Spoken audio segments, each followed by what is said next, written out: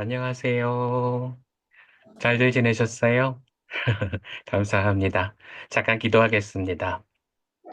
사랑의 하나님 감사합니다. 따뜻한 봄날을 맞이하여서 이 아침을 맞이하는 기쁨처럼 우리들의 삶이 기쁨과 환한 빛으로 가득하길 원합니다.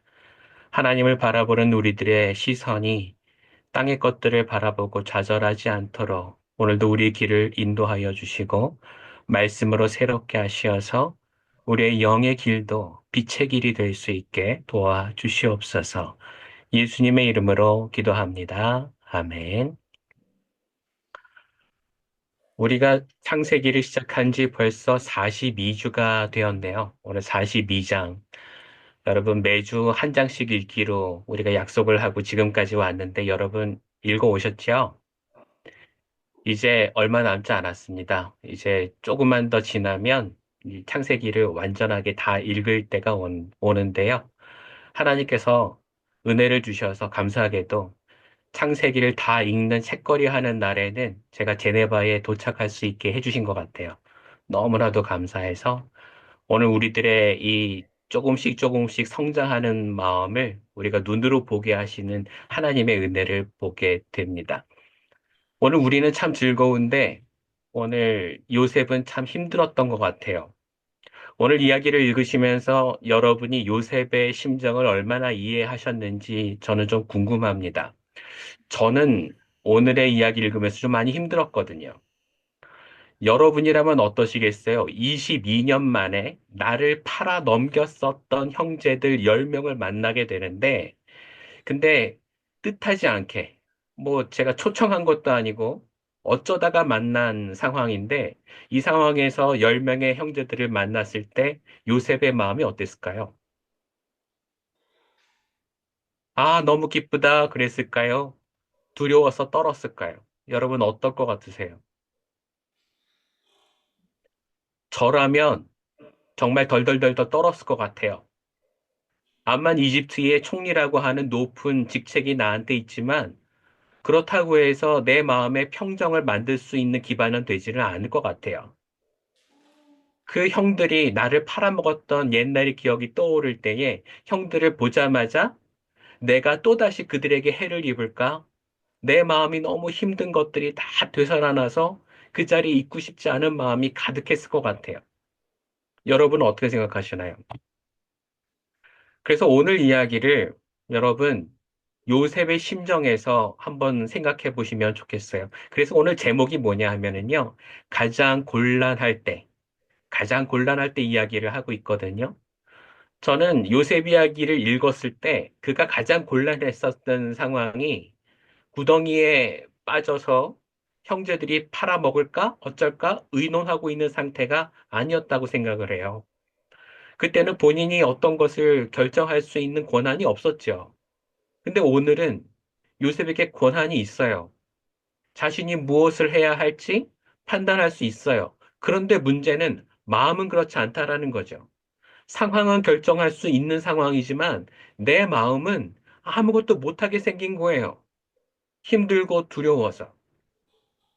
여러분, 우리의 가족들을 만나는데 혹시나 여러분 다투었던 상황 가운데서 형제들을 다시 만난다거나 아니면 부모님한테 야단 맞고 가출해서 도망갔다가 며칠 만에 돌아와서 아버지를 뵙는데 뵈야 되는 불편한 마음, 그 마음 여러분 경험한 적 있으세요? 우리 제네바 한인교회는 늘 모범생들만 있어서 아마 이런 거 전혀 이해를 못 하실 텐데, 근데 저는 그런 경험이 있거든요. 집 밖에 나갔다가, 나 집에 안 들어와! 이제 그러고 나갔다가, 아버지를 다시 보러 오는 그 마음이 얼마나 힘들었던지, 형제들과 다투고 난 다음에, 아, 내가 저 양반 시집 가고 나면은 다시는 안 볼 거야. 그랬는데, 그 조카들을 데리고 집에 왔다고 할 때, 그 집으로 향하는 발걸음이 얼마나 무겁던지. 여러분, 그런 기억 없으세요? 죄송합니다. 이제 다시는 안 물어볼 거예요, 여러분한테. 근데 그런 아픔을 지금 22년 만이거든요. 까마득하게 잃어버릴 만하고 잊어버릴 만한데, 근데 이게 다시 생각이 나더라는 거죠. 내 머리는 기억하지 못하는 것 같았는데 몸이 기억하는 거예요. 덜덜덜덜 떨리면서. 여러분 이 상황이 이해가 되실까요? 그래서 저는 오늘 말씀을 읽으면서 요셉의 그 불안한 마음이 마음에 와 닿았어요. 여러분 오늘 말씀을 읽어보시면 아마 아실 텐데 지금 요셉이 갈팡질팡하고 있고요. 아무것도 결정을 하지 못해요. 지금 형제들이 앞에 와서 저마다 무슨 이유로 왔는지 얘기조차 안 했는데 요셉이 먼저 가서 물어봅니다. 당신들 누구야? 라고요. 그걸 갑작스럽게 간첩으로 몰아서 감방에 집어넣어요. 왜 갑자기 그랬을까요? 용서가 안 됐기 때문이죠. 내 마음에 그에게 뭔가 내 속에 있는 울분을 풀고 싶은 마음이 앞서 있기 때문에 나도 모르는 순간 갑자기 그를 감방에 집어 넣어야 하는 이유를 만들어냈단 말이에요. 그래서 간첩으로 뒤집어 씌웁니다. 근데 얼마 전에 그가 감옥에 갔었던 이유를 한번 생각해 보세요. 보디발의 아내가 자기를 겁탈했다고 누명을 씌워서 뒤집어 씌워서 감옥에 보냈잖아요. 근데 지금 이 상황에서 요셉의 모습이 보디발의 아내와 다를 게 뭐가 있나요? 완전히 똑같잖아요. 왜 갑자기 요셉은 이렇게 비굴해졌을까요? 하나님을 섬기고 바로 앞에서도 그렇게 당당했었던 그런 사람이 왜 형제들 앞에 서면 이렇게 작아지나요? 한국에서 있는 유행가 중에 그런 말이 있죠. 왜 나는 당신 앞에만 서면 이토록 작아지는가? 근데 그게 이렇게 그 아픔이 있는 사람의 마음도 똑같단 말입니다. 형제들 앞에 서면 이 요셉의 마음은 자꾸 쭈그러드는 거예요. 그래서 오늘 말씀에서 보면 요셉이 당신들 감옥에 가서 계속 있고 싶지 않으면 한 사람만 여기 남겨두고 나머지는 집에 갔다가 당신들의 동생을 데리고 오시오. 이제 그렇게 얘기를 하잖아요. 근데 몇 절 지나지 않아서 3일 동안 그대로 뒀다가 그들에게 주는 말이 바뀌어져요. 어떻게 얘기를 하나요? 19절에 보면은 한 사람만 여기 남고 나머지 사람들은 다 고향에 갔다가 오십시오라고 얘기를 한단 말이에요. 왜 갑자기 마음이 바뀌었을까요? 스스로도 놀랬을 것 같아요. 내가 이렇게 옹졸한 사람이었나? 이걸 내가 용서를 왜 못하고 있지? 22년이나 지났는데 난 그들에게 위협을 받을 이유가 아무것도 없는데. 근데 그게 마음은 참 쉽지가 않더란 얘기죠. 머리로는 알고 있는데. 그쵸? 우리들 자식들도 마찬가지잖아요. 여러분 자식이 어느 날 갑자기 사춘기가 들어서 막 대들기 시작할 때 저게 미쳤나 하는 생각도 들기는 하지만 근데 반대로 우리는 그런 마음을 들게 되죠. 아, 이제 어떡하지? 쟤를 내가 감당하지 못하겠는데? 두려운 마음이 들 때가 있죠. 그러면 그때 우리는 어떤 식으로 해결하려고 마음을 듭니까? 여러분 만약 아직 안 당하셨다면 앞으로 대비하십시오. 그때 뭐 해야 되는가 하면은요. 짬을 두셔야 돼요. 시간적인 여유를 두세요. 나 잠깐 생각해 봐야 되겠어. 지금 갑자기 공항이 왔는데, 잠깐만 생각해 보고 대답해 줄게. 그리고는 자식들하고 잠깐 떨어져 계셔야 돼요. 근데 지금, 요셉이 그걸 아주 잘했어요. 자신이 마음이 불편하다는 걸 깨닫고 3일 동안 떨어져 있기를 바라고 형제들을 감옥에다가 집어넣었죠. 그리고 3일 후에 와서 하는 얘기가 한 사람 만났고 나머지가 고향에 갔다가 오십시오. 마치 이제는 다 용서할 것처럼 보여요. 그런데 계속 읽다가 보면 또 이상한 생각이 듭니다. 왜냐하면 그들이 집으로 돌아가는데 그들의 보따리 속에 돈꾸러미가 있는 그대로 들어 있었거든요. 그러면 곡식을 사가지고 갔는데 돈은 그대로 들어있다. 이건 어떻게 된 거죠? 사기죄나 아니면 도둑질로 누명을 쓸 수 있는 거잖아요. 누명을 또 씌우려고 하는 거예요. 왜 이렇게 됐을까요? 왜 요셉은 한번 용서하기로 했던 걸 계속하지 않고 거기서 다시금 마음을 돌려서 또 힘들게 만드는 걸까요? 왜 이렇게 자꾸 이상한 짓을 하는 걸까요? 이유가 뭐죠? 시간적인 여유가 필요했기 때문에 그래요. 다시금 내 가족을 보기 위해서 내가 어떻게 해야 할지 아직 결정을 못 내렸기 때문에 그렇죠. 여러분 여기에 젊은이들이 있다면 제가 여러분에게 이 시간을 통해서 꼭 해드리고 싶은 말씀이 있습니다. 그게 뭐냐 하면 만일 여러분의 부모님과 관계가 잘 좋지 않다면 이거 하나만 생각하세요. 여러분의 부모님도 모든 걸 다 알고 있는 게 아니라는 걸. 그래서 그 부모님이 당황하게 되고 공황 상태가 되면 그러면 뚜렷하게 얘기해야 할 부분도 뭔가 갈팡질팡하고 정하지 못하는 경우가 생겨요. 누구도 그랬는가 하면 요셉이 그랬단 말이죠. 우리의 부모님도 그럴 수 있어요. 때문에 우리는 내 눈앞에서 당황한 사람에게 시간을 좀 줄 필요가 있습니다. 근데 오늘 이야기는 그렇지 못했어요. 10명의 형제들이 요셉에게 시간을 주었다는 생각을 하지 못하고 스스로도 뭔가에 휩싸여서 두려움 때문에 어쩔 줄을 몰라 했어요. 그들은 왜 어쩔 줄 몰라 했을까요? 10명의 돈이 다 들어있으니 이제 어떻게 해야 돼요? 한 사람은 지금 잡혀 있잖아요. 그러면 그걸 발견한 순간 다시 돌아가서 뭔가 오해가 있었던 것 같습니다. 착오가 있었습니다. 제발 잡혀있는 내 동생을 죽이지 말아주세요. 라고 얘기하러 갔어야 되는데 이상해요. 오늘 말씀 읽다 보면 어떻게 나오는가 하면 그들이 그냥 그걸 내버려 두고 아버지한테 가요. 아, 큰일 났다. 말은 하면서도 돌아가질 않아요. 왜 그랬을까요? 내 목숨이 더 소중했다고 생각했기 때문이죠. 동생 구하러 가다가 우리도 죽을 수 있다라는 생각이 들었기 때문에. 그래서 나중에 하기로 얘기를 해요. 그리고 뭐부터 데려갈 생각을 해요? 집에 있는 막내 동생을 데려갈 생각부터 한다고요.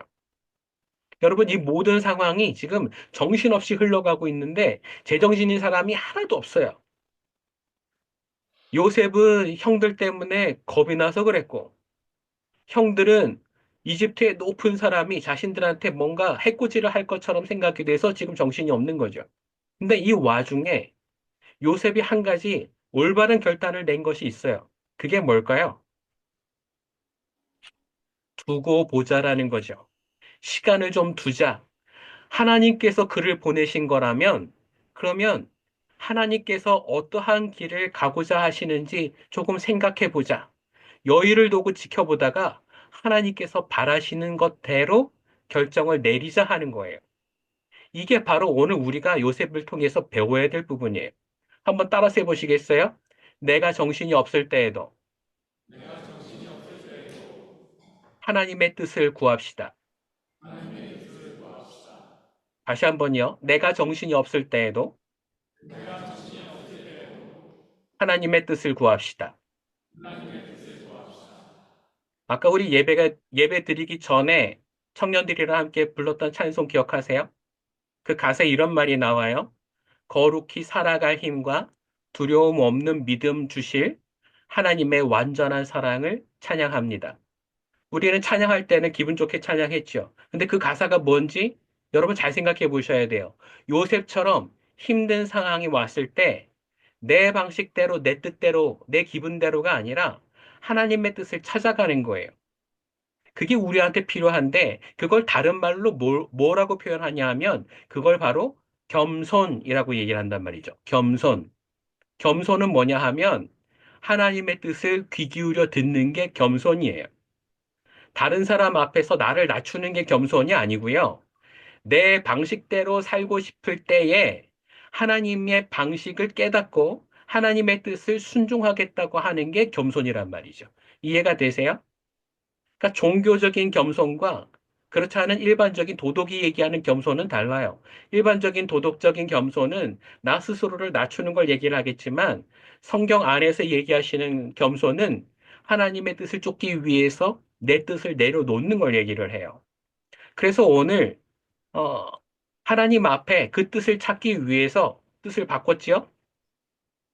9명을 잡아놓고 한 명만 보내줄 생각을 하다가 그래서 그 마음을 바꿔서 한 명만 잡아놓고 9명을 보내줄 생각을 해요. 그리고 그 안에다가 돈을 집어넣어 줬는데 그거는 내가 잡으러 갈게 하는 그런 공포를 심어주기 위한 게 아니라 몰래 몰래 선을 베풀기 위한 행동이었다라는 걸 모르고 있다라는 거죠. 근데 단 한 사람은 알고 있었어요. 누가 알았을까요? 요셉은 알았던 거예요. 내가 그걸 베풀고 있다라는 걸 본인은 알고 있었던 거예요. 근데 여러분, 그 겸손의 마음을 품었을 때 하나님께서 기적을 보이십니다. 놀라운 일들이 일어나요. 제가 증거를 보여드릴게요. 여러분, 20절 한번 볼까요? 20절. 20절을 보면, 어, 거기에 이렇게 얘기를 해요. 당신의 막내 아우를 데리고 오십시오. 그럼 여러분이 살 수 있습니다. 그리고 21절 같이 읽어볼게요. 그들이 서로 말하였다. 그렇다. 아우의 일로 벌을 받는 것이 분명하다. 아우가 우리에게 살려달라고 애원할 때에 그가 그렇게 괴로워하는 것을 보면서도 우리가 아우의 애원을 들어주지 않은 것 때문에 우리가 이제 이런 괴로움을 당하는구나. 여러분, 지금 이 10명의 형제들은 요셉이 눈앞에 있다라는 걸 알지 못해요. 하지만 직접 그들에게 용서를 받은 건 아니지만 자신들이 했던 것이 잘못된 것이라고 뉘우치고 있다라는 것을 지금 요셉이 옆에서 듣고 있잖아요. 이 얘기를 들었을 때 요셉의 마음이 어떻게 됐을까요?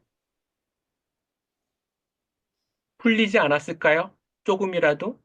여러분, 이게 정말 중요해요. 그게 뭐냐 하면 겸손이라는 것이 우리의 모습을 객관적으로 볼 수 있는 눈을 주지만 그건 시작에 불과하고 그 겸손을 마음에 품기 시작을 하고 하나님의 뜻을 따르겠다, 순종하겠다가 마음먹기 시작하면 그 다음에 기적이 일어나는데 하나님의 은혜가 내 마음에 들어오기 시작한다라는 말이죠. 힘들고 어려웠던 부분이 녹기 시작을 해요.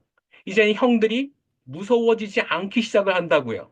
그를 맞대할 수 있는 용기가 내 안에서 솟고 있어요. 어떻게 해요? 아, 이젠 용서해야지. 저렇게까지 마음을 돌리고 있는데 저들도 얼마나 고생했을까? 이제 마음이 바뀌어지고 있는 거예요. 이거 누가 하셨어요? 요셉이 했나요? 아니에요. 요셉은 그저 좀 더 두고 보자. 하나님께서 어떻게 하시는지 그 길을 보고 내가 따라가리라 마음을 먹었을 뿐인데 중요한 것은 이 은혜의 길을 열어주시는 분은 하나님이시란 말입니다. 여러분, 여기에 아주 놀라운 영적인 진리가 있어요. 그게 뭐냐 하면 겸손해지면은 은혜가 내 안에 쌓이게 돼 있어요. 겸손은 하나님의 순종을 불러들이는 역할을 해요. 내가 겸손의 크기가 얼마 하냐에 따라서 하나님의 은혜가 내 안에 쌓일 수 있는 그 크기가 달라져요. 내가 겸손을 많이 품으면 하나님께서 나한테 주실 수 있는 은혜는 더 많다라는 거죠. 여러분, 이게 그냥 하는 얘기가 아니에요. 말장난이 아니라 여러분 한번 이번 주 안에 여러분의 삶에서 한번 시도해 보시기를 바랍니다. 겸손은 뭐냐 하면은요. 내 힘으로만 살아갈 수는 없다는 걸 고백하는 거예요. 나 혼자의 힘으로는 이 상황을 타개할 수 없다는 걸 인정하는 거예요. 그러면 하나님께서 도와주셔야만 한다라는 걸 고백하는 거죠. 그리고 주님의 길을 따라가는 거예요. 근데 여러분, 우리는 보통 어떻게 하죠? 우리 직장 얘기를 한번 해볼까요? 힘들고 어려워요. 상사가 자꾸 나한테 부담스러운 일을 시키는데 처음에는 어떻게 애만 쓰면 할 수 있는 일이었는데 이제는 노력을 해도 할 수 없는 일을 자꾸 시켜요. 그럼 이제 어떻게 해야 되죠? 고백해야 되나요? 저 이제 힘에 부칩니다. 저 못하겠습니다. 이제 내려놓겠습니다. 그럼 상사가 저한테 뭐라고 그럴까요? 그동안 수고하셨습니다. 안녕히 가세요. 다른 사람 찾아보겠습니다. 그러지 않겠어요? 여러분, 이 얘기는 상사한테 털어놓을 얘기가 아니에요. 그럼 누구한테 얘기를 해야 될까요? 우린 믿는 사람이잖아요. 그럼 하나님께 털어놓으셔야죠. 하나님, 제가 해결 못하겠어요. 저 혼자의 힘으로는 이거 못합니다. 하나님께서 도와주셔야만 해요. 그러면 그때 하나님께서 어떻게 얘기를 하실까요? 그래도 네 일이니까 네가 해결해 그러실까요? 아니면 그래 내 자식 힘들어하는구나 내가 도와줄게 그러실까요? 여러분 여기에 겸손이 없다면 겸손이 없다면 그 믿음은 기적을 낳질 못해요. 하나님의 길을 따르겠다는 겸손이 있어야 그곳에 기적이 일어난다고요. 내 삶에서 왜 기적이 일어나지 않나 한번 잘 생각해 보세요. 그런 일들이 있을 때면 우리는 마음이 겸손해져서 하나님 앞에 기도하는 것이 아니라 오히려 화내고 있지 않았나요? 하나님 저한테 어떻게 이러실 수가 있어요? 그리고 화를 내진 않았나요? 주변에 있는 사람들에게 나한테 영적으로 더 기도하라고 얘기하는 사람에게 아, 지금 내 코가 석자인데 어디 기도를 하라는 거야? 이게 기도랑 무슨 상관이 있어? 그렇게 화를 내면서 살진 않았던가요? 여러분 한번 인생을 되돌아보세요. 내가 정말 겸손해야 될 때는 바로 지금처럼 곤란할 때란 말입니다. 앞으로 단 한 발자국도 나갈 수 없을 때, 이때 우리는 뭘 했냐 하면 하나님을 믿고 한 발짝을 내디뎌 보는 거예요. 앞으로 나가 보는 거예요. 그 마음은 용기가 아니라 그걸 우리는 겸손이라고 얘기한단 말이죠. 여러분 오늘 주님 앞에 내 모든 것을 내려놓고 기도해 보시기를 바랍니다. 그리고 한 걸음 내딛어 보세요. 거기 기적이 일어나요. 하나님께서 돌봐주실 줄 믿습니다. 그래서 겸손은 제가 여러분에게 이렇게 말씀드리고 싶어요. 겸손은 내 혼자의 힘으로는 할 수 없다라는 걸 인정하는 건데 겸손할 때야말로 내 영적인 거울 앞에 설 때라고 저는 믿어요. 여러분 겸손을 경험해보지 못한 사람은요, 내 모습이 어떤지 모르는 사람이에요. 한 번도 영적인 거울 앞에 서본 적이 없는 사람이란 말이죠. 영적인 거울 앞에 서야 내가 어떤 사람인지를 알 거 아니에요. 내가 머리를 빗어야 하는지, 머리를 깎아야 되는지, 수염을 깎아야 하는지, 화장을 해야 하는지, 그걸 알기 위해서는 영적인 거울 앞에 서야 돼요. 영적인 일을 하기 위해선 영적인 거울 앞에 서야 한다고요. 근데 그 일이 뭐라고요? 겸손해지는 거예요. 겸손해지시지 않고서는요, 그걸 경험할 수가 없어요. 겸손의 문을 넘어서지 않는 그리스도인들은요, 계속 누군가한테 화냅니다. 그 안에는 온유함이 없어요. 왜 우리는 그런 상황 가운데서 내 영적인 상황을 바라보려고 노력하지 않을까요? 오늘 얘기 잘 보세요. 요셉이 이 문을 통과해내기 때문에 10명의 형제들한테 더 다그쳐 묻거나 그들에게 너의 죄를 내가 갚아내리라고 얘기하지 않아요. 어떤 재판도 없어요. 오늘 이후부터 48장에 이르기까지 요셉 이야기는 계속이 되는데 그 내용 가운데 형제를 비방하거나 나무라는 얘기는 단 하나도 나오지 않아요. 왜요? 그는 겸손의 문을 지나갔기 때문에. 그래서 용서가 가능한 거예요. 여러분, 순종이 있어야 그래야 기적이 일어나는데 그 순종의 문을 지나가는 가장 좋은 방법은 이 겸손밖에는 없다라는 거 여러분 꼭 기억하시기를 바랍니다. 여러분, 삶에서 성장이라는 것은요, 절대로 그냥 이루어지지 않아요. 그건 이 겸손의 문을 통과하지 않고서는 있지 않아요. 이건 경험해 본 사람만 알아요. 옆 사람 한번 보시겠어요? 여러분의 사랑하는 가족이겠지만 그 사랑하는 가족과 지금까지 살아오기 위해서 여러분이 얼마나 여러분 자신을 낮춰놨는지, 얼마나 내려놨는지 한번 생각해 보세요. 얼마나 있었나요?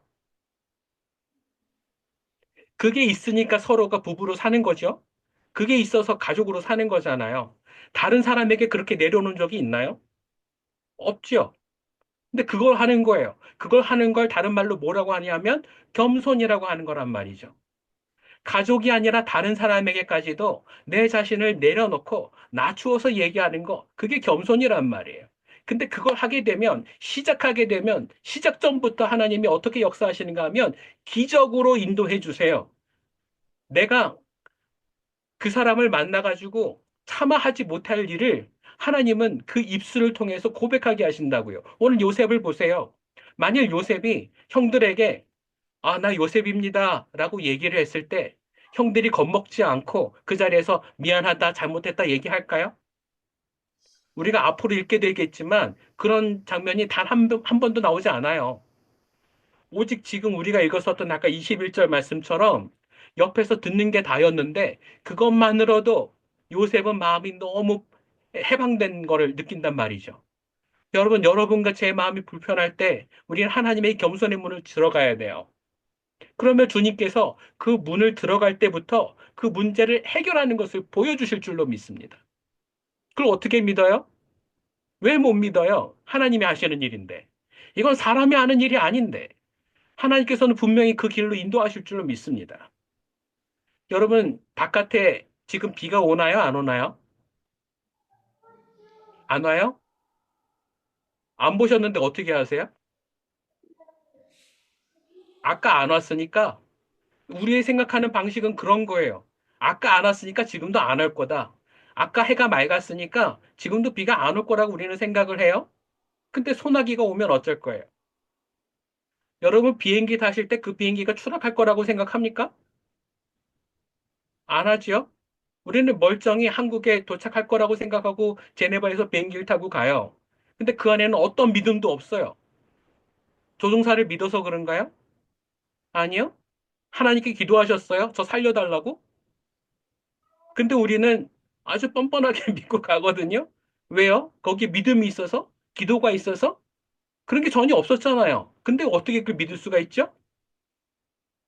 여러분, 그래서 믿음이라는 것은요, 정말로 내 영적에서 나온 것이 아니라 습관에서 나온 것이거나 내 오해이거나 내 생각에 불과한 게 너무 많아요. 참된 믿음을 갖기 위해선 그래서 무언가를 반드시 통과해내야 되는데 그게 뭐냐 하면 바로 겸손이라는 물이란 말입니다.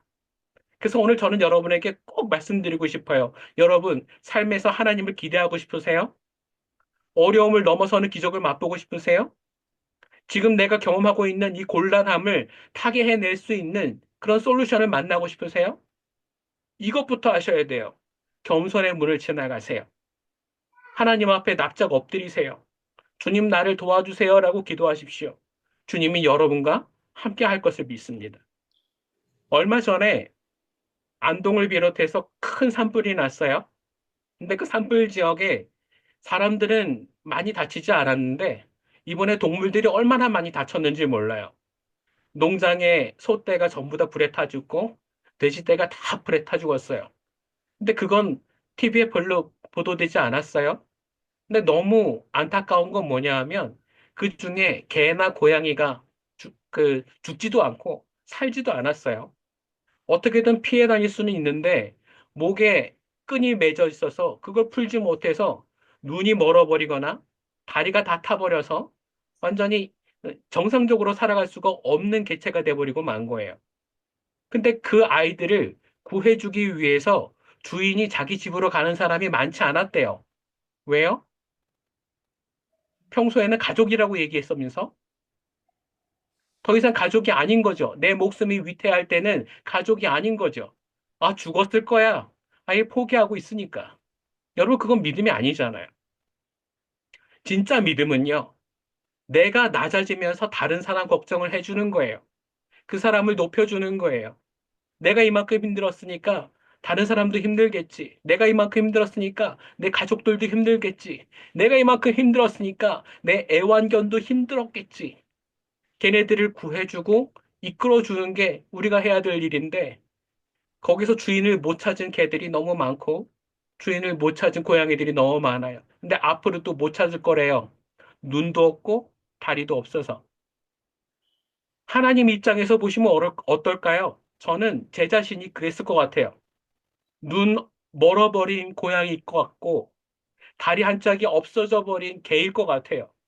하나님이 나를 그렇게 불쌍히 보실 것 같아요. 주님의 도움 없이는 저는 단 하루도 살아갈 수가 없는데 이 하루를 겸손하게 기도하지 않고는 어떻게 살아갈 수 있을까요? 저는 여러분에게 그렇게 부탁드립니다. 여러분 스스로를 돌아봅시다. 오늘 영적인 거울을 앞에다가 놓고 내가 어떤 사람인지 한번 돌아보세요. 큰 은혜의 자리를 원한다면, 그 자리로 내가 더 앞으로 나가고 싶다면, 오늘 우리는 이 겸손의 문을 통과해내야 됩니다. 그 은혜의 자리를 통과했을 때에 여러분과 저에게 은혜를 주시고자 하는 하나님의 기쁨과 놀라운 은총을 경험할 수 있게 되길 그리스도의 이름으로 축원합니다. 함께 기도하겠습니다. 사랑의 주님, 내가 세상에서 할 수 있는 일들보다 주님께서 나를 위해서 하실 수 있는 일이 훨씬 많다는 것을 압니다. 하지만 그것이 우리에게 믿음이 되게 하여 주시옵소서.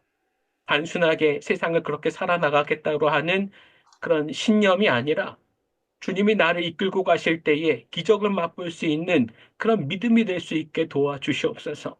오늘도 나의 형편을 주님 앞에 아뢰며 하나님께 기도합니다. 주여 우리를 돌봐주시고 구원해 주시고 우리를 이끌어 주시옵소서. 예수님의 이름으로 기도합니다. 아멘.